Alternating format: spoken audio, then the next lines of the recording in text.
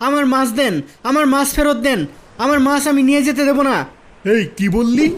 আহ আহ আমি তাকে জোরে একটা ধাক্কা দিতেই সে মাটিতে পড়ে যায় আর পাথরে লেগে তার মাথা ফেটে যায়। উহ, মাছ নিয়ে যেতে দেবে না। হে আল্লাহ, আমি দুর্বল অসহায়, তোমার এক সবল বান্দা আমার উপরে জুলুম করেছে, তুমি তো ভালোই দেখেছো। হে খোদা, তুমি আমাকে বানিয়েছো দুর্বল করে, আর ওই সিপাহীকে বানিয়েছো শক্তিশালী। হে খোদা, সে তার শক্তির সদ্ব্যবহার করেনি। হে পরওয়ারদিগার, সে আমার উপর জুলুম করেছে, অত্যাচার করেছে। তুমি তার বিচার করো, এমন বিচার করো যেন এর থেকে সবাই শিক্ষা নিতে পারে। কিরে, আল্লাহর কাছে প্রার্থনা করে তুই আমাকে ভয় দেখাচ্ছিস?